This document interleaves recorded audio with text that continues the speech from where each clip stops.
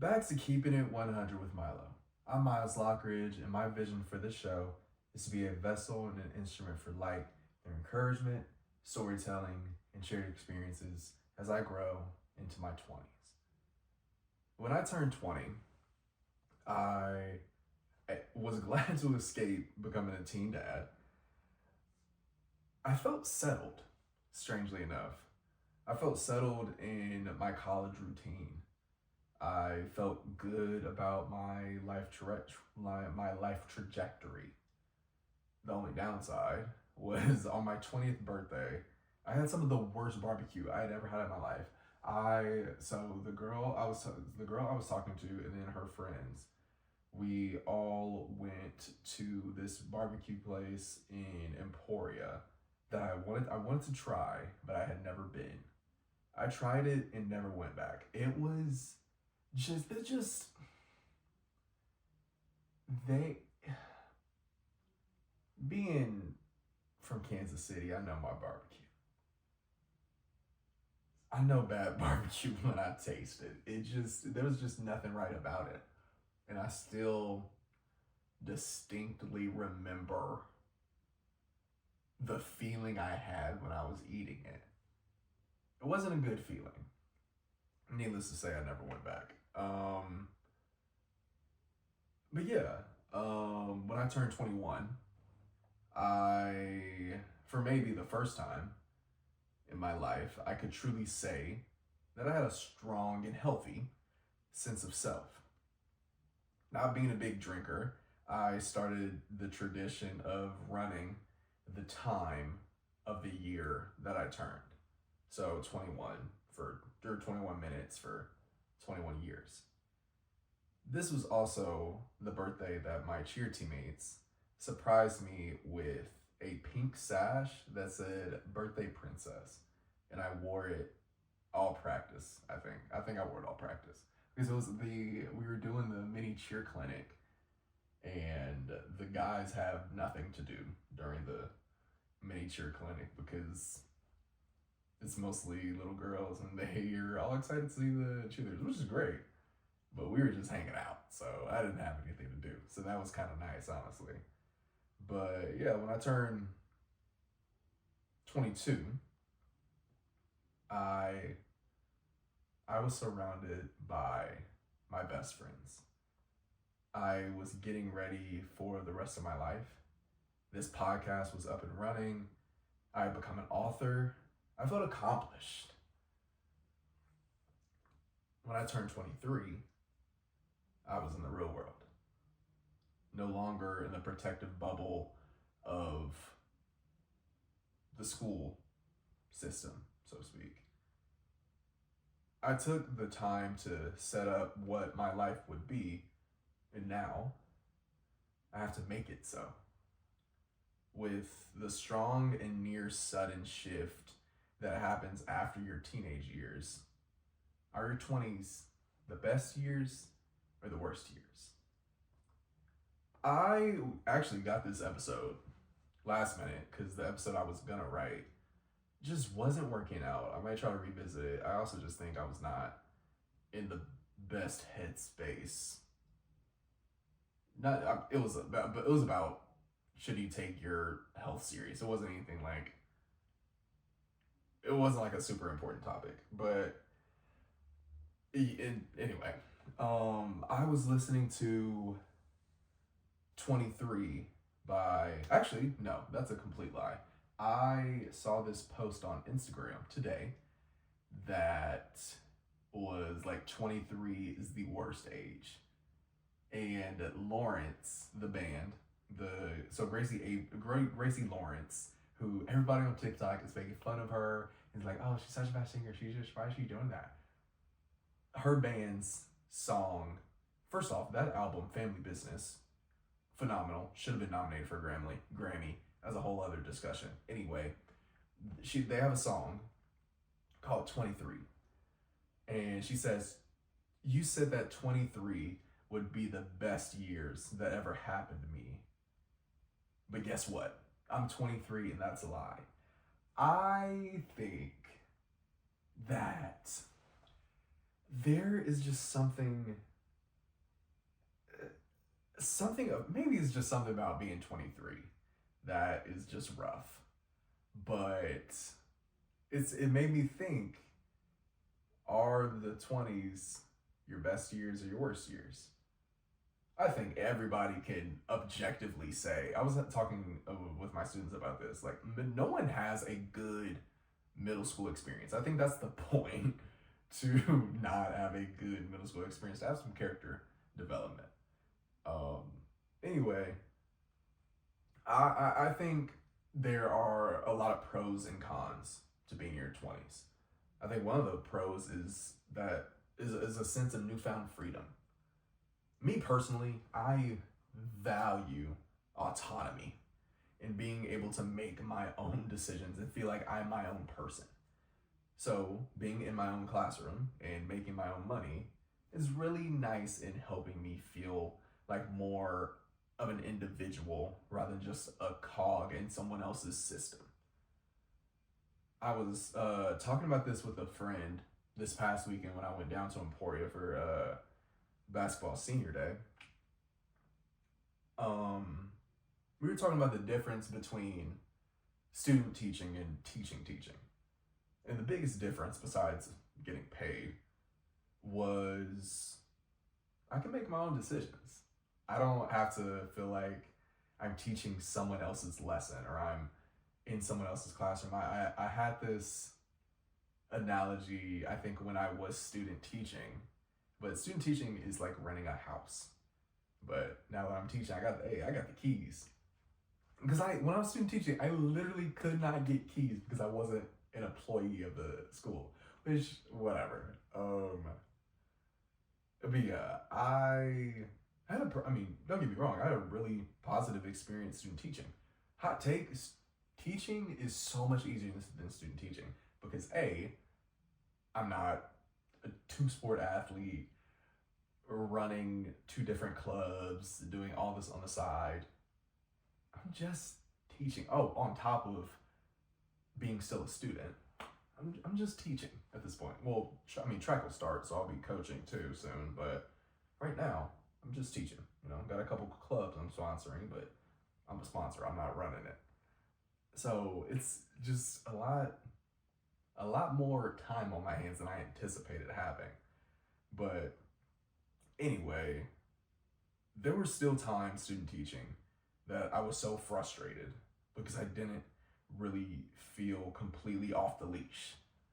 Now, and of course, I still have standards and specific historical events that I should cover, but I'm pretty free to do that as I please. Which is really nice, especially because the social studies standards in Kansas are so broad. Like, our first standards is choices have consequences. That's so, there are pros and cons to having broad standards. Because anyway, I'm not gonna get into teaching, but yeah, it's nice. But at the same time, there are some drawbacks to this newfound freedom. It's almost like it's kind of like when you're trying to find the right temperature of a shower. Is if you turn it up too much and you get in, it's like, oh, it's really hot, but then you can't, then you turn it down, like, oh, that's too cold. You just kind of have to wiggle it a lot to find that perfect temperature. And I feel like that's what your 20s is. You're trying to find the right temperature of life. But yeah, I think one of the worst parts about being in your 20s, I found, at least, is the curse of youth. There's so many things I want to be able to do, and I feel like I should be able to do. But I'm new to so many things. I'm a baby at so many things. I'm new to my job. I'm new to managing a salary. I'm new to being an adult, really, even though I don't feel like one, which could be a whole other episode. But I think, to generalize many different feelings, I'd say I both miss who I was and where I was, while at the same time being super eager for who I will be. So kind of that it'd be so much easier if I just like, oh, I miss college. I wish I could go back to college. Or like, oh, I can't wait to start a family or da da da da or get my own house. But it's both. And which I just think it's so strange. I'd like I'm sure things will be more settled and solidified. Because, I mean, mind you, I'm 23, but I really hope that my 20s isn't full of 10 years of cognitive dissonance and confusing frustration and conflicting ideas of self. I think, honestly, these past, well, probably 6 to 8 months, I've questioned my sense of self, or had something that challenged my sense of self, and just like how I see myself so strongly, which is I don't even know how to articulate, but in so many ways, your 20s become a time for dreaming.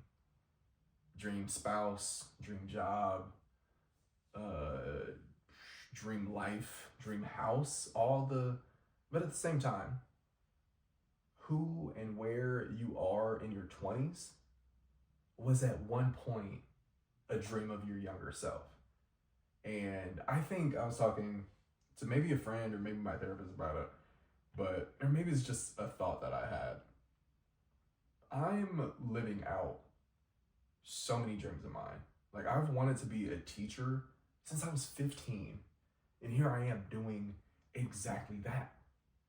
I think dreaming in your 20s is a lot like fishing. And I've been using a ton of fishing metaphors in just like personal writings. Because, I don't know if I've like said this, but one of the next books I'm writing is essentially fleshing out the recurring dream I have that I'm in a small boat. Sometimes it's a rowboat, sometimes it's a sailboat. Anyway, it's a small boat in the middle of the ocean, and I'm fishing, but there's no fish in the water. Anyway, so I'm dreaming. So there's a lot of fishing metaphors that I'm doing. Where did I start off in that fishing? Your 20s is like fishing. You cast your line, make sure you have the right bait. Ensure all the things to be able to get a bite, and you wait. If you get impatient, the fish will never come. If you leave too early or try to find somewhere else to fish, you won't get the fish that was right there. You have to watch for the line before jumping on the opportunity. So like the line, when it goes, the fish bites and the line goes down, you have to wait for that. But if all your focus is on watching that one point in space going up or down, you're missing everything else that's happening around you. Your 20s are also a chance to offer a level of flexibility that allows for risks to be taken. I think people in their 20s should take risks. I think I should take risks. I wish I took more, but at the same time, I'm only 23. Like, I have time. Being okay with failure, because that just opens up so many other opportunities that maybe wouldn't have happened if that would have succeeded. Allowing life to mold you and mature your spirit so that you're more adaptable and resilient.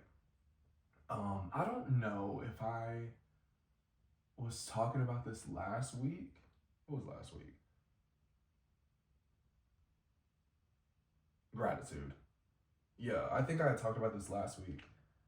The black and white perspective.